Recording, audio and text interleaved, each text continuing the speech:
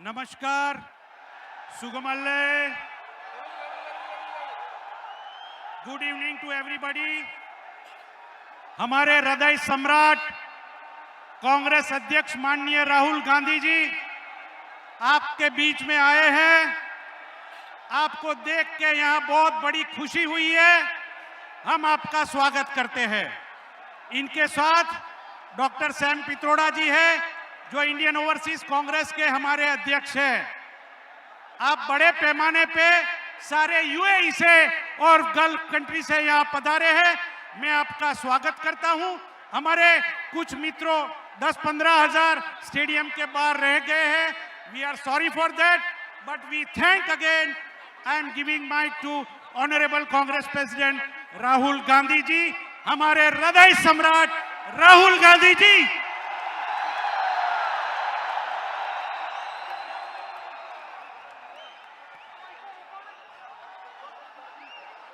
Thank you very much for coming here this evening. I would like to begin by thanking His Highness Sheikh Khalifa bin Zayed Al Nahyan, President of UAE, His Highness Sheikh Mohammed bin Rashid Al Maktoum, Vice President and Prime Minister of UAE and ruler of Dubai,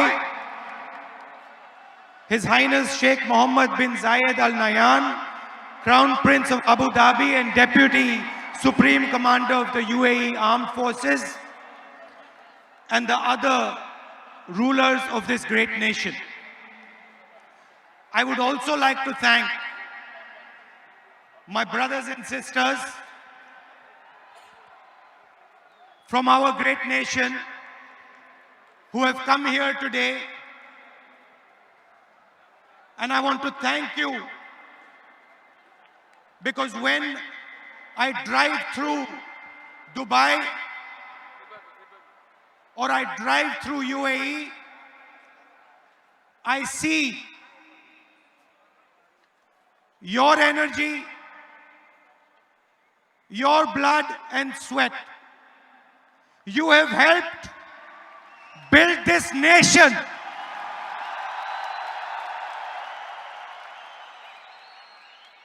You have helped build this nation. And every single time I come here, I want to tell you, from the bottom of my heart, every single time I come here, I feel so proud of all of you. I feel so happy to see that you have played your part with dignity, with love, with togetherness, and with tolerance. Before coming to this meeting, I met His Highness.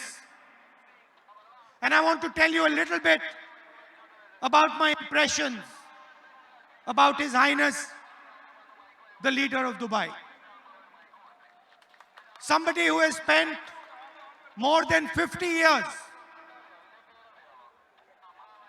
given his whole life, given a vision for Dubai. I met him today for the first time. And I want to tell you what I experienced.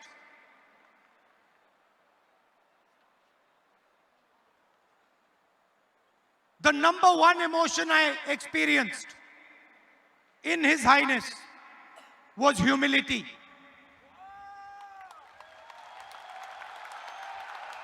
Humility that what has been achieved in Dubai has been achieved with his vision. But the humility an absolute 100% lack of any arrogance in him.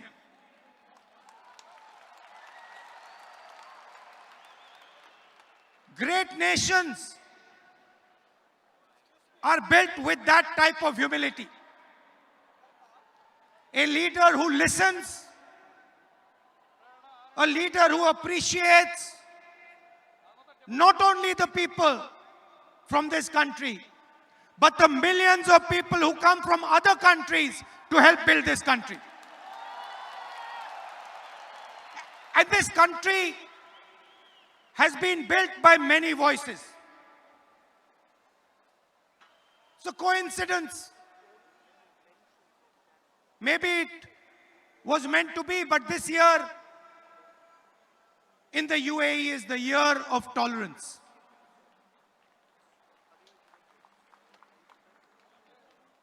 Year of tolerance. And I'm sad to say, the values that bring together the people of the UAE and India, the central value is humility and tolerance. Tolerance for different ideas, different religions, different communities, different way of doing things. And I am sad to say that here it is the year of tolerance. And back home, it is 4.5 years of intolerance.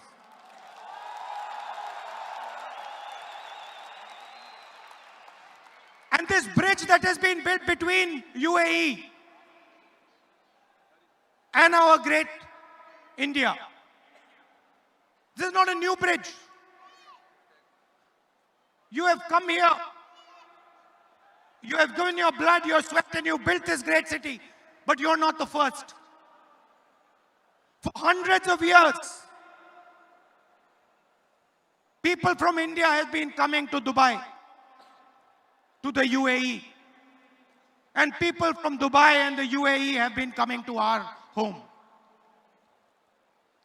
And if we are successful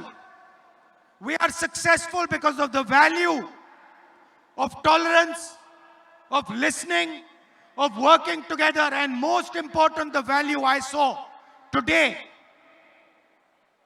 in His Highness called humility. So I want to start by telling you, all of you, that you have achieved great things here. And you are going to achieve even greater things. And I want you to know, as an Indian leader, as somebody who has come from India to speak to you, I want you to know that you are India's biggest strength. Not only in Dubai, not only in the UAE, I'm not only speaking to you. I'm speaking to every single Indian, whether he's in Canada, in the United States, Europe, Africa, Middle East. I'm speaking to all of you. And I want to tell you that you have played a tremendous role in making India what it is today. And I want to go further. I want to go further, because that is not enough. I want to say clearly that without your help, without the help of the NRIs, it would be impossible for India to be where it is today. Let us talk about some of the great NRIs. Let us talk about you. Who are you? What is your spirit? Let me tell you a little bit. In the last century, when we stood up and fought the British, the fight was led by a non-resident Indian called Mahatma Gandhi. When we carried out the White Revolution, became #1 in milk production. That job was done by a non-resident Indian returned person. Here on the stage we have Sam Petroda. Telecom revolution, non-resident Indian. And then liberalization. The brain behind liberalization, Manmohan Singh ji, non-resident Indian. So I have come here to tell you that I don't just want to talk to you. I don't just want to come here, give you the same speech and go home. I'm not interested. I'm interested in making you realize that you are India's future and we cannot build India without you. And I want you to do what you have done in Dubai, what you have done in the UAE, what you have done in the United States, what you have done in Europe, in Africa. I want you to help us do that back home. And I want a commitment from you. I want a commitment for you. You are going to stand together with us in India and help us solve the 2 or 3 big problems, challenges that we face. Do I have your acceptance to this proposal? I didn't hear you. I want you to say it louder. No, louder. Now let me tell you what are the problems that we face and what are the problems that we are going to work with you to resolve. And I'm happy to see that there are many ladies here because you are also part of that equation. The single biggest problem that we face in India today, over 1 billion people are facing a crisis of unemployment. You go to India, you talk to youngsters there and they will tell you that we have been devastated by demonetization and by GST, and we simply do not have employment. So the first problem that India needs to take head on, we are in a cricket stadium, not on the back foot, but on the front foot is unemployment. And we need to show the rest of the world that not only can India beat unemployment, but India can challenge our neighbor, China, when it comes to manufacturing and when it comes to employment. And you have a central role in resolving this problem. You agree with that? You're ready to help? Okay. The second big problem, India has been brought where it is. India has been made successful on the back of our farmers. And if I was to ask some of you here what your parents or grandparents used to do in India, many of you will say they were farmers. Am I correct? And today, our farmers are in deep trouble. They are struggling and they cannot see the future. So we have to transform Indian agriculture. The same way we carried out a green revolution, we have to carry out a second green revolution, a new green revolution that will take Indian agricultural products, foods, vegetables, and put them on every single plate in the rest of the world. In Dubai, in London, Paris, Germany, America, Canada.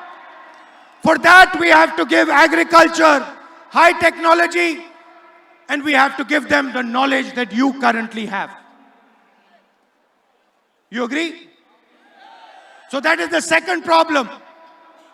Like Mr. Kurian did, I want people from this crowd who have understanding, who have knowledge to come back home and work with us. Sam Pitroda is helping us, Mr. Chithambaram, Sam Pitroda and a list of people is helping us create the manifesto for the 2019 election. The manifesto is going to contain our plan for the future of India. It is going to be an expression not just of the Congress party, not of one person, not of one individual. It is going to be an expression of the millions and billions of Indians. It is going to be an expression of our farmers, of our youngsters, of women like you, and most importantly, it is going to be an expression of our NRI community. I want your voice to be inside the manifesto the Congress party produces. I have told Sam Pitroda that he is going to have detailed conversations with our NRI community in Dubai, in Abu Dhabi, in the UAE, in the Gulf, in America, Canada, rest of the world. And we are going to ask you what you need in that manifesto and what you tell us we are going to do for you. And I understand that you have a problem of representation. You have mentioned to me that you have a desire to be represented in India, Indian politics. You want to be represented in the Rajya Sabha. You want your expression to be heard in India. And I'm here to tell you that we are going to do that for you. We are going to make sure that your voice is heard in your country, that your voice is embedded deeply in our manifesto. This is what we are going to do. The last 5 years, not as a Congress person, but as an Indian, they have been sad years for me. And I want to tell you why they have been sad. Today, I was told by His Highness that it is the year of tolerance. What is tolerance? Tolerance is listening to people. Tolerance is embracing people.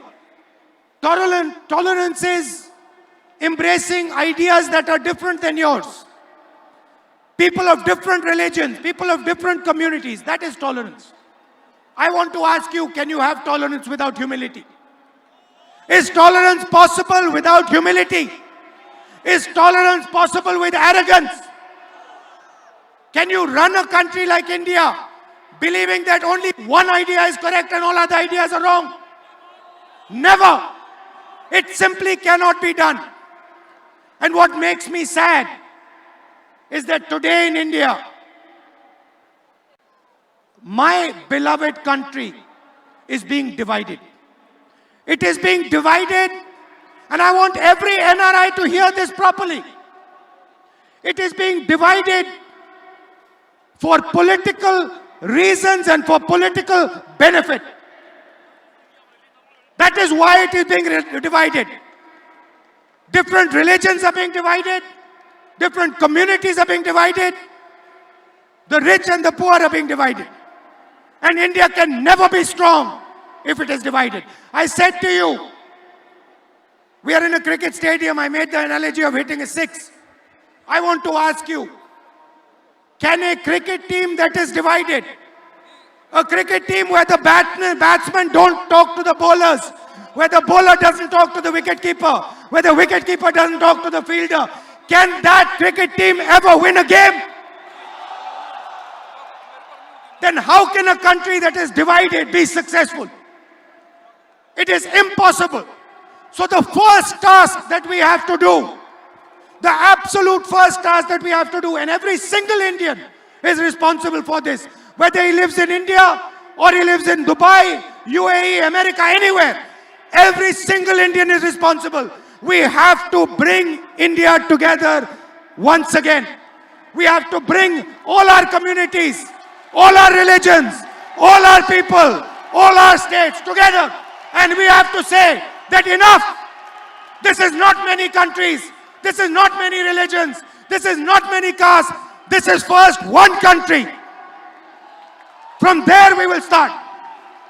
And that is where we are fundamentally different. We simply do not believe that India can be successful if it is divided. And I want all of you to commit, regardless of which religion you're from. You have people here from Kerala, from Punjab, from Haryana, Karnataka, Maharashtra. Every single state, there are people here. There are people here from every single religion, every single community. There are men, women. India can never be strong if it is divided. Please understand that. It is impossible for our great country to be strong if it is divided. There is a lot of work to be done. You have shown what is possible. In many ways, you have shown us how to deal with challenges like urbanization. You have shown us how to deal with problems like transport. You have shown it to us. We have learned from you. And there are these tremendous problems that we have to resolve. And it makes me sad that instead of discussing unemployment, how to defeat unemployment, instead of discussing the difficulty our farmers go through, instead of discussing how we can build a future for youngsters, instead of discussing how we can empower women like you, we are sitting and fighting amongst each other.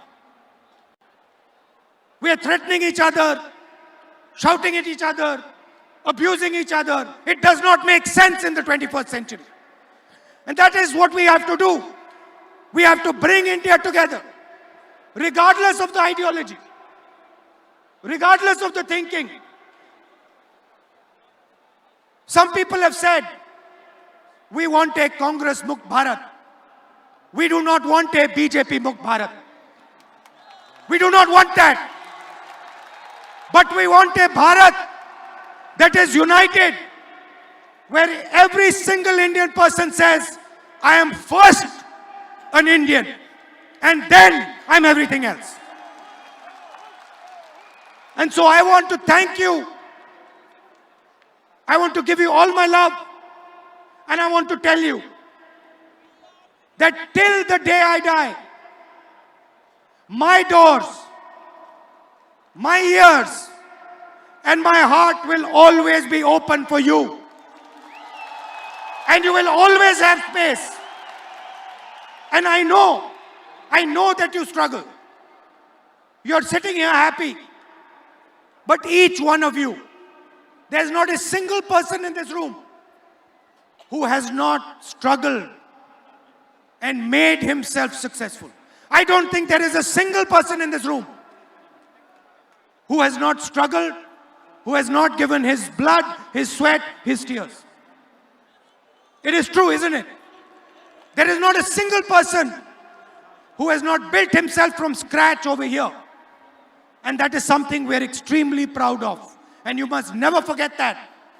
That if there is an idea called India, if President Obama, President Trump can say that there is only two countries, there are only two countries that can challenge the United States, a superpower, the biggest superpower.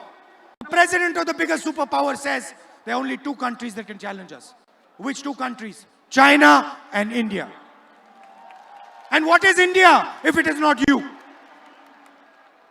India is not simply a geographical idea.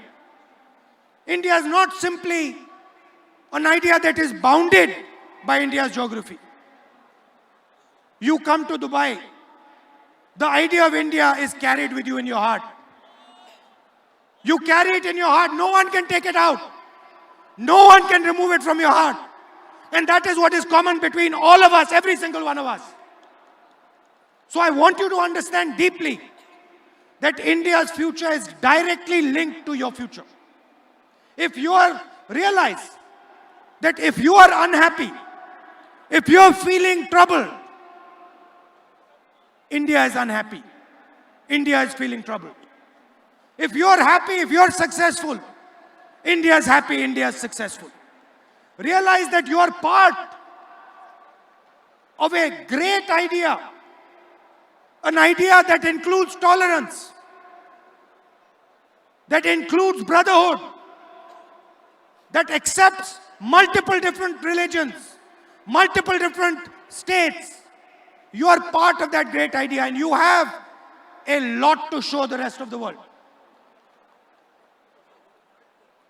In an environment of violence, of anger, and you see it everywhere. You see it in the United States, you see it in Europe, you see it in the Middle East. In an environment of anger, India has the answer. India has the blueprint to provide an answer not just to India, but to the entire planet. Non-violence is embedded inside our DNA. And it has been embedded not for 50 years. Mahatma Gandhi was a great exponent of non-violence. But Mahatma Gandhi ji picked up the idea of non-violence from our great religions, from our great teachers. Mahatma Gandhi picked up the idea of non-violence from ancient Indian philosophy, from Islam, from Christianity, from Judaism, from every great religion, where it is clearly written that violence will not help anyone achieve anything. So that is your history. That is your caliber. And I want to once again thank you with all my heart for giving me such a lovely reception, for showing me so much love and affection,